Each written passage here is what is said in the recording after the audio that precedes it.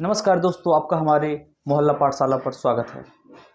जैसा कि आप लोग जानते हैं कि हमने अभी 3 से 4 लेक्चर मैथ का डाला।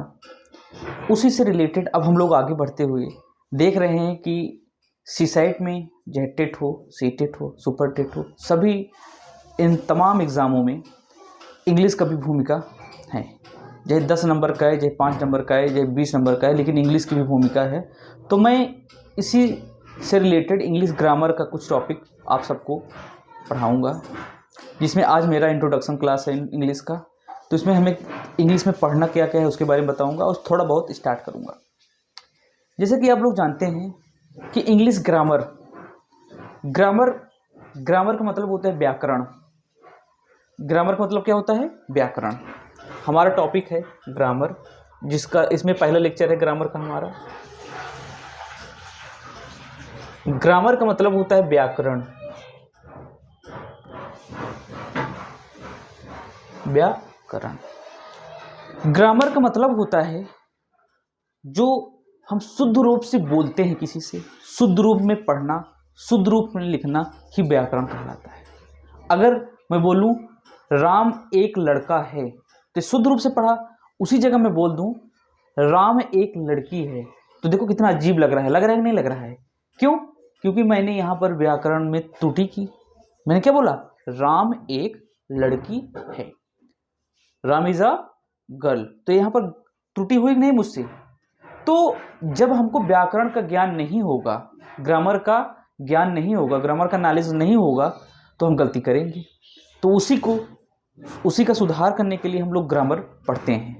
और ग्रामर की भूमिका हर एग्ज़ाम में बहुत ज़्यादा, जैसे कि सीसैट में तो है ही, और साथ साथ टेट, सुपर टेट के लिए भी है। तो ग्रामर में सबसे पहले हम पढ़ाएंगे आपको कि ग्रामर क्या होता है, तो बता ही दिया। अल्फ़ाबेट के बारे में बताएंगे, अल्फ़ाबेट कि अल्फ़ाबेट क्या होता है। उसके बाद पार्ट्स ऑफ स्पीच बताएंगे, पार्ट्स ऑफ स्पीच।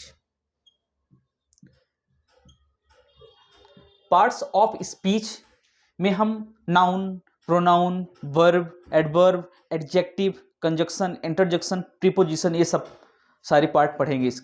इसके टोटल 8 टाइप्स होते हैं, 8 प्रकार के होते हैं पार्ट्स ऑफ स्पीच, जिसको हम हिंदी में बोलते हैं कथन के भेद या प्रकार।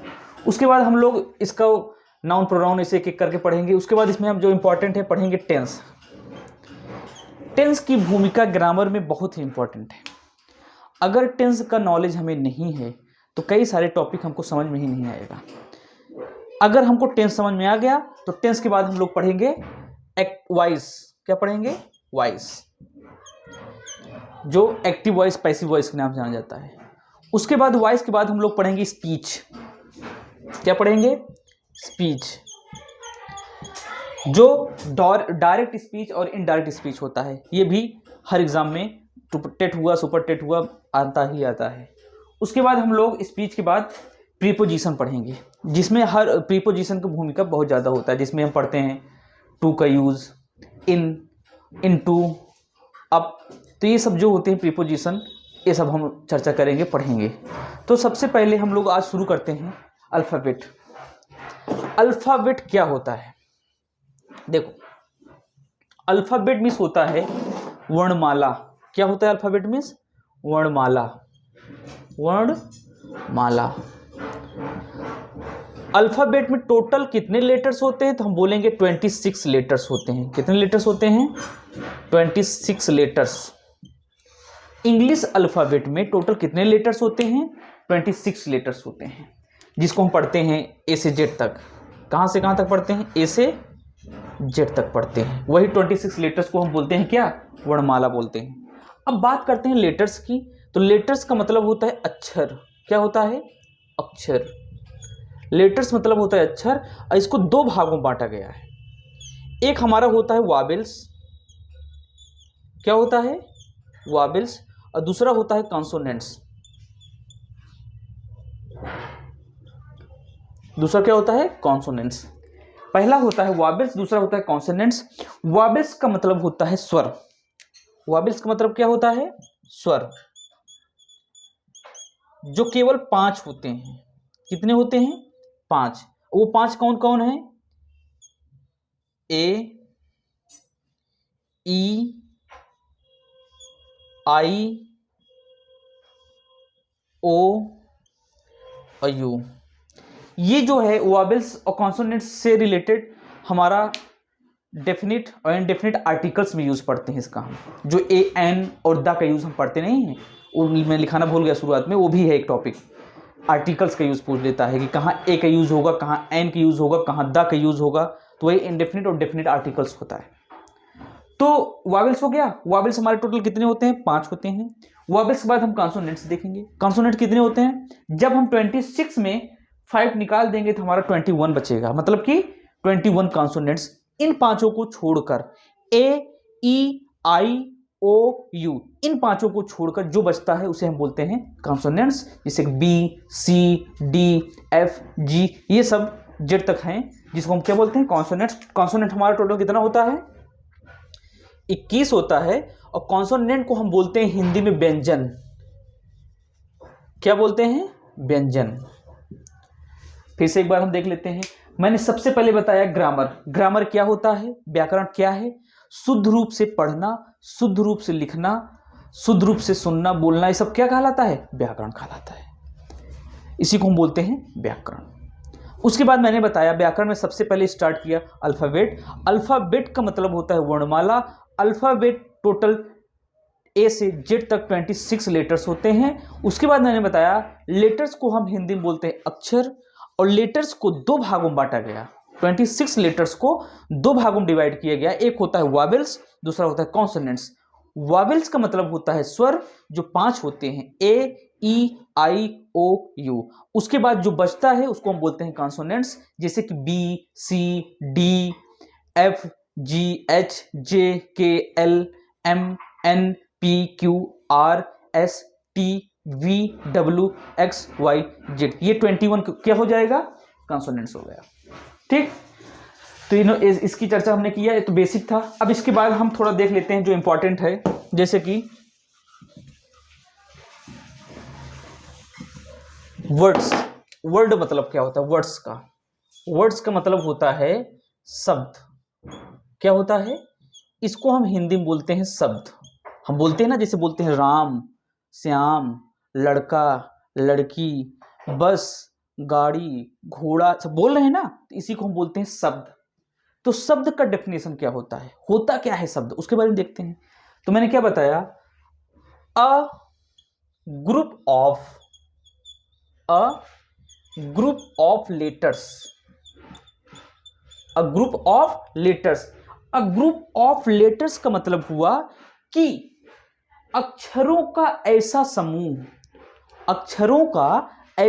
समूह जिसका कोई भाव या अर्थ निकले, वो क्या कहलाता है? शब्द कहलाता है। तो a group of letters that make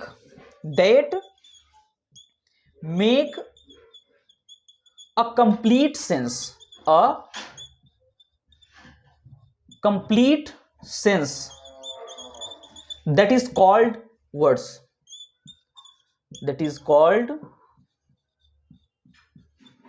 क्या कहलाता है? वर्ड्स कहलाता है। मैंने क्या लिखाया कि अ ग्रुप ऑफ लेटर्स, जिसका मतलब होता है अक्षरों का ऐसा समूह, that make a complete sense, जिसका कोई भाव या अर्थ निकले, दैट इज कॉल्ड वर्ड्स। उसे हम क्या कहते हैं? शब्द कहते हैं। क्या कहते हैं? शब्द कहते हैं। आगे देखते हैं इसका एग्जाम्पल क्या है। एग्जाम्पल में हम क्या देखेंगे? मैंने अभी बताया कि जैसे मान लो एक छोटा सा वर्ड हम ले रहे हैं बॉय। क्या लिया मैंने? बॉय। अब बॉय कैसे बना? इमेजिन करो, सोचो, बॉय बना कैसे? कई सारे लेटर से मिलकर बॉय बना। कैसे बना बॉय? कई सारे लेटर से मिलकर। जैसे कि एक हो गया हमारा क्या? बी क्या है हमारा? लेटर है। ओ क्या है हमारा? लेटर है। वाई क्या है हमारा? लेटर है। तो ये लेटर, ये सारे लेटर मिलकर क्या बना दिया? ये सारे लेटर जब इकट्ठा हो गए तो बना दिया वर्ड। क्या बना दिया? वर्ड, जिसको हम बोलते हैं क्या? शब्द बोलते हैं। तो इसी तरह जो कई सारे लेटर मिलकर एक अर्थपूर्ण मतलब एक अर्थ वाला शब्द दे दें वही हमारा क्या कहलाता है, शब्द कहलाता है। यहां तक क्लियर हुआ? बॉय हो गया, कैट हो गया, डॉग हो गया, बड़े बड़े वर्ड हो गए, इंटेलिजेंट हो गया, ब्यूटीफुल हो गया, ये सारे वर्ड लेटर से मिलकर बना है, तो इसीलिए इसको हम क्या बोलते हैं, वर्ड्स बोलते हैं। यहां तक क्लियर? अब हम लोग देखते हैं आगे सेंटेंस। तो अब हम लोग देखेंगे क्या, सेंटेंस। सेंटेंस का डेफिनेशन क्या होता है, SENTENCE, सेंटेंस। एस लगा देंगे, बोलेंगे सेंटेंस। तो इसका मतलब क्या होता है, इसका मतलब होता है वाक्य। जो हम किसी वाक्य को बोलते हैं, जैसे वह घर गया, वह एक लड़का है, वह गाड़ी जा रही है, राम खाना खा रहा है, तो इसी को हम बोलते हैं वाक्य। तो सेंटेंस का डिफिनेशन क्या होता है उसको देखते हैं। जैसे हम पढ़े, अभी रीड किए, अभी भी मैंने आपको बताया कि जिस प्रकार, जैसे मैंने क्या बताया कि वर्ड्स का डिफिनेशन बताया, वही सेम प्रोसेस इसमें है, बस हमारा लेटर्स की जगह क्या हो जाएगा, वर्ड्स हो जाएगा। जैसे अ ग्रुप ऑफ वर्ड्स, क्या हो जाएगा यहां पर, words that make a complete sense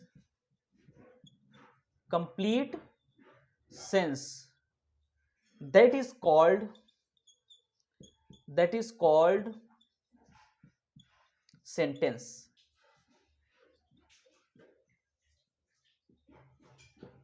ठीक, मैंने क्या बताया, a group of words that make a complete sense that is called sentence।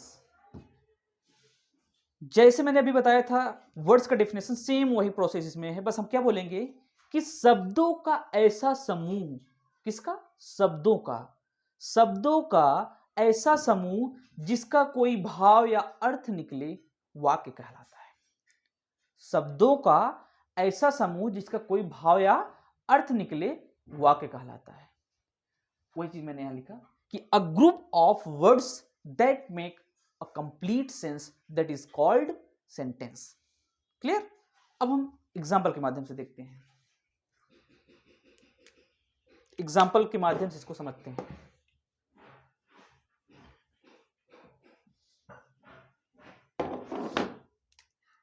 Example ले लेते हैं हम फर्स्ट कि Ram is a good boy, Ram is a good boy. मैंने यहां लिखा Ram is a good boy, Ram एक अच्छा लड़का है। अब देखो यहां राम क्या है, वर्ड है, क्या है, वर्ड। इज क्या है, वर्ड है, ए भी हमारा वर्ड में आ जाएगा। गुड क्या है, वर्ड है, बॉय क्या है, वर्ड है। तो देखो ये सारे वर्ड मिलकर क्या बना दिया, एक सेंटेंस बना दिया।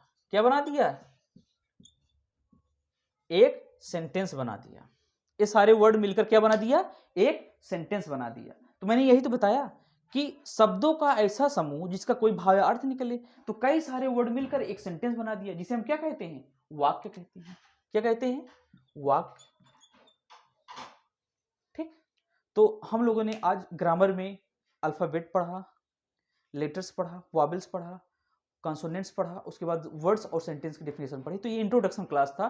कल से हम लोग स्टार्ट करेंगे पार्ट्स ऑफ स्पीच। ठीक, थैंक यू सो मच।